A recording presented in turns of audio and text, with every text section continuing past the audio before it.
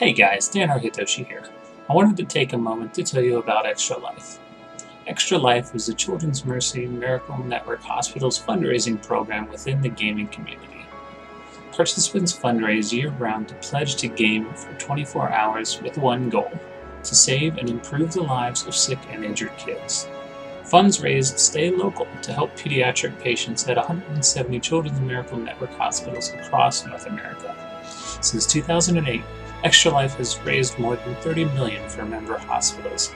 The movement, formed by gamers bonded by passion, is committed to saving and improving the lives of local kids. Your donation is tax deductible and will make miracles happen for families who desperately need them. The link in the description below will take you to my Extra Life fundraising page. Once there, you can click the donate button at the top of the page to make a safe and easy online donation. I need your help to reach my goal for the kids. Thank you so much for supporting my efforts.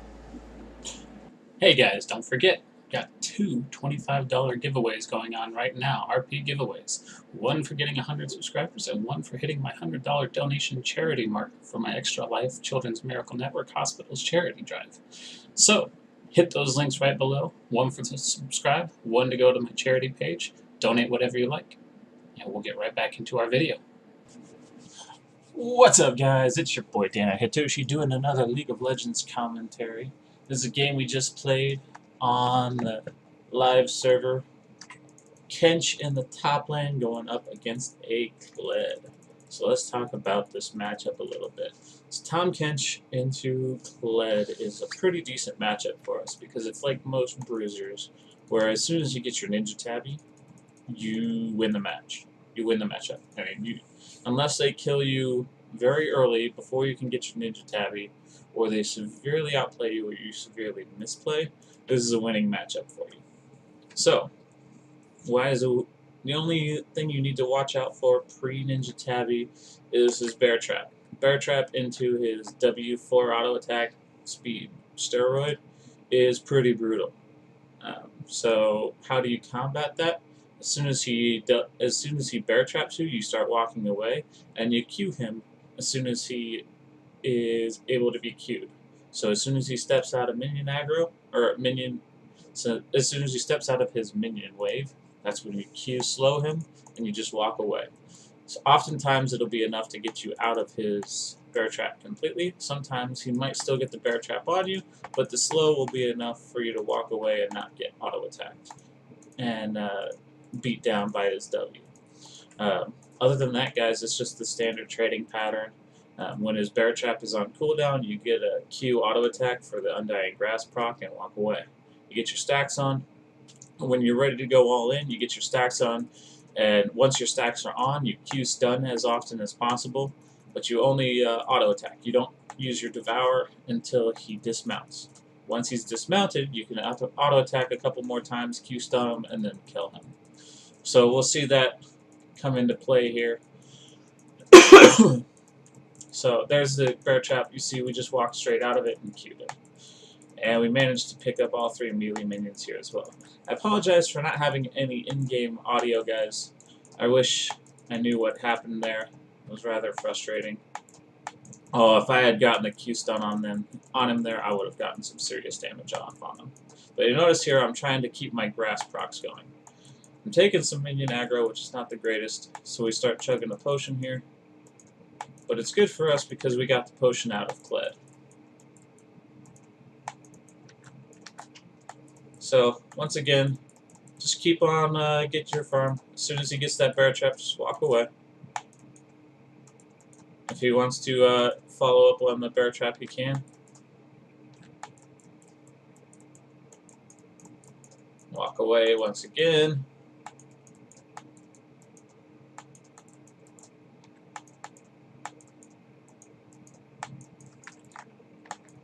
Take our E third.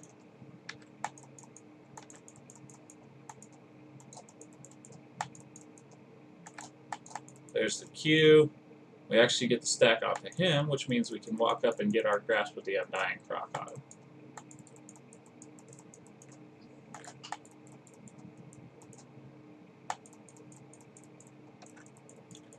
Every time he lands that bear trap, guys, just walk away.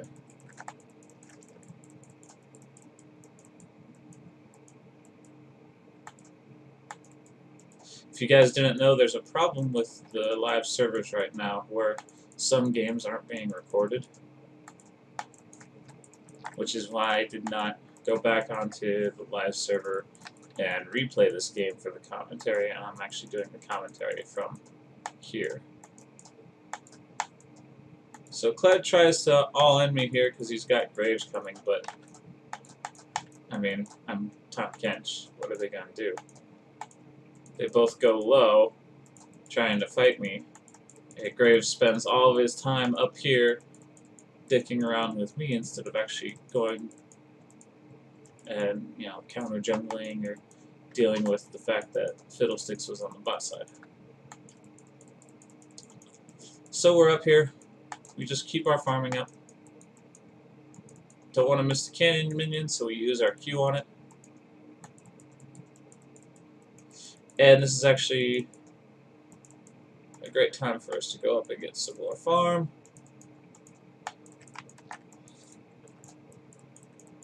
And you see here, I decide, alright, I'm out of corrupting potions.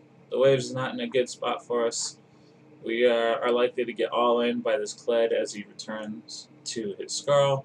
So we're actually just going to go back, do an early buy, and teleport back to lane. Get full up on mana. Don't miss any CS. We missed one caster minion by doing that early back. And we keep this Kled in lane for far longer than he probably wanted to be, with a massive power spike on our end by having the cloth armor and boots.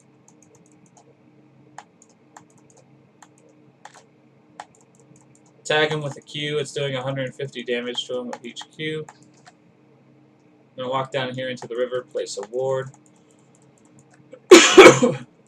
We want to devour the cannon minion and shoot it at the Kled to stop his back. Walk up, auto-attack him for the grasp. We should have walked all the way into the bush to drop the minion aggro there. We didn't. That's our fault, so we need to start a potion.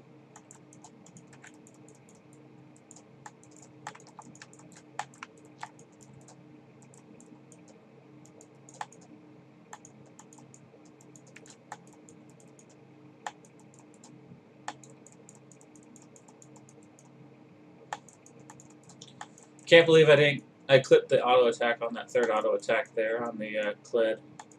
If I had gotten that third auto attack, I would have devoured him, or I would have Q stunned him first and then devoured him. Waves pushed all the way on the tower, so I'm actually going to take a little jaunt into their jungle to go drop a ward down, see if we can spot out the Graves.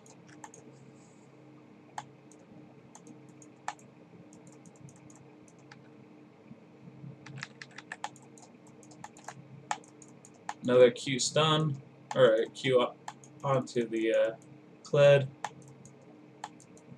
Still fucking with his back timing. Take a tower shot there to prevent his back one more time.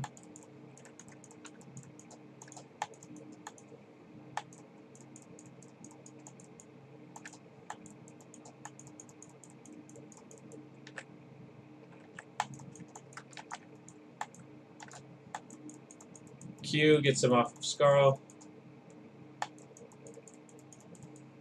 And now he backs way the hell up to go get his back off.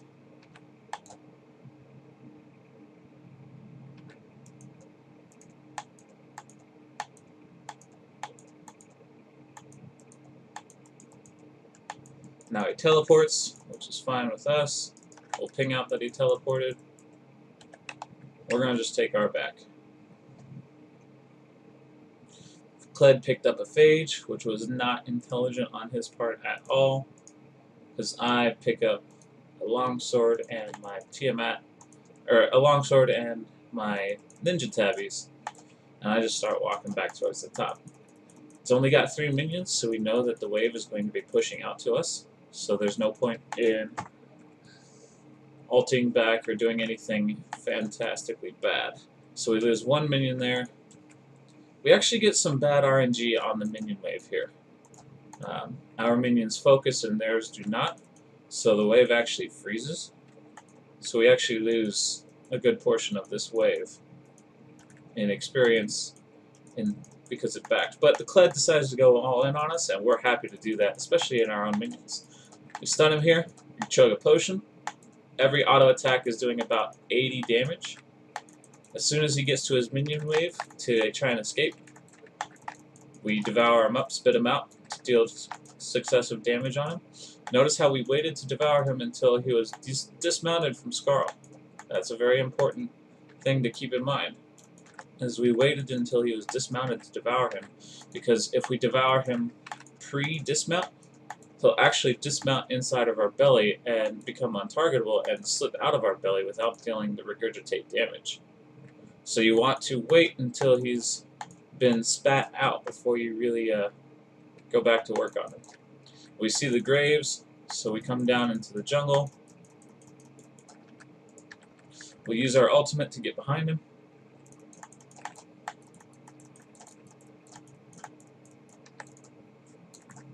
Flash to get onto the same side as the Kled. If the Fiddlesticks had stuck around to actually contest that, we could have killed the Kled there. But instead, he didn't do the very wise decision and went for the red buff immediately. So we give the red buff over to the Fiddlesticks, and we head back to the top lane. We've got a nice wave here to pick up. Good amount of gold. We've got our teleport ready to go. And I think...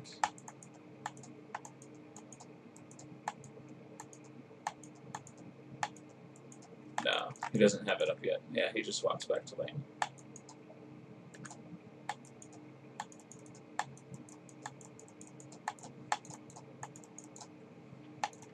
Silly minion. Silly RNG. Just didn't have barely enough for that. So we go back here, we pick up the Tiamat. And then we look around the map to see what we can do around the map. Nothing really to do. And we look to see if we can teleport to the top lane. No teleports available, so we just start walking it around. Walking it out. We want to save our teleport because we have a teleport advantage over the Kled. We've got our ultimate back in 20 seconds. We can use that to make a play somewhere if we need to.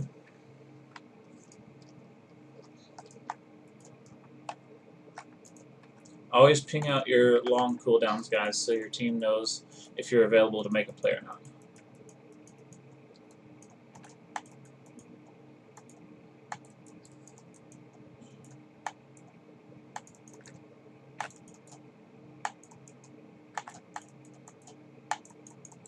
Get our grass proc off.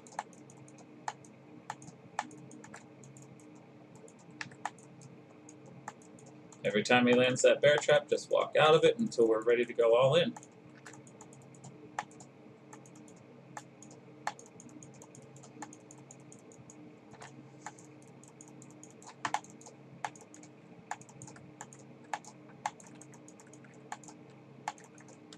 Once again, we've got the lane pushed in. So this time, instead of teleporting, we're actually going to use our ultimate to get into the enemy jungle. And you'll see that pay off huge dividends here in just a second. So we see that they've aggregated along the bot side there. We know that Graves is going to want to come in and get his jungle farm. So, Q him, auto attack, got him dead to rights here. Spit him out. He's slow, he doesn't have flash, he knows he's dead, so he just starts dancing. Kled teleports down. So Kled gets involved here, but we're walking in. The Maokai does something dumb and walks up, only to get destroyed by the Kog'Maw. Nothing else going on here. Ezreal's just solo farming it up now that his Maokai is dead, so we come back up to the jungle to take his blue buff away, which has just come up.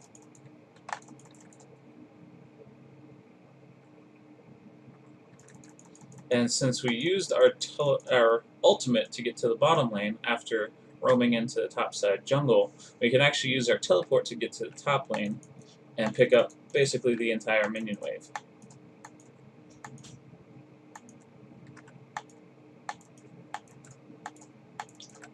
Come back down here, ward. So you guys can't hear it, but Kled's about to ult back to lane here, and it's going to send him way overextended. So I can hear it, I know he's coming, I bait him into it, so he's way overextended here, in a really good position for me. I Q-stun him, I start chugging a potion. Every auto attack is doing 120, guys, 120 damage, so I am wrecking this kid. As soon as he's dismounted, I eat him up, spit him out, immediately Q, and kill him, and Fiddlesticks doesn't even get an assist. So now, I know the Kled's dead, I know he doesn't have teleport, I ping for assistance on this tower, knowing that we can get first tower blood.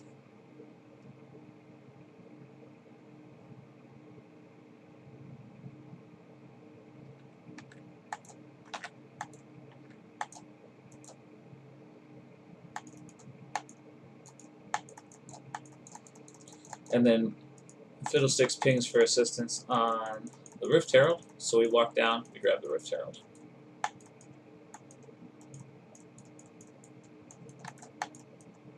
Get a little bit of Q damage, but this is really all about standing behind the Rift Herald and auto-attacking it, poking it in the eye every time that little eye comes up. Fiddlesticks can tank it just fine with his Q, so he doesn't mind being the tank for this.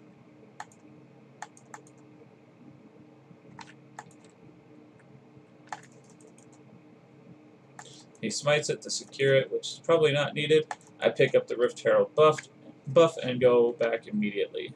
Why? Because I have enough to just flat out buy Titanic Hydra. So all I've got is some armor stat right now, guys, which is not the greatest, but we've got our level 2 ultimate off of that, and we can just go ahead and... There's nothing to ult to here, though, because the Ashe is going to get away. The Draven was already dead. So we just ping out that we've got the Rift Herald ready to go, and we're going to target the outer turret here.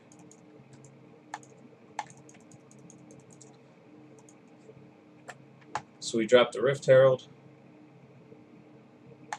and we go up, and we start hitting the tower.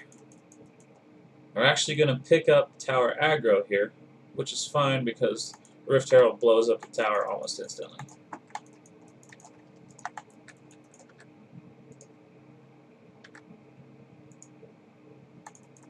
And then it turns out the early surrender option that Riot just added in comes into play. They all surrender unanimously. Fastest game ever, guys. Hope you enjoyed it. Tahm Kench vs. Kled. Fastest game I've ever played without an open mid. Pretty interesting. We'll see you next time, guys.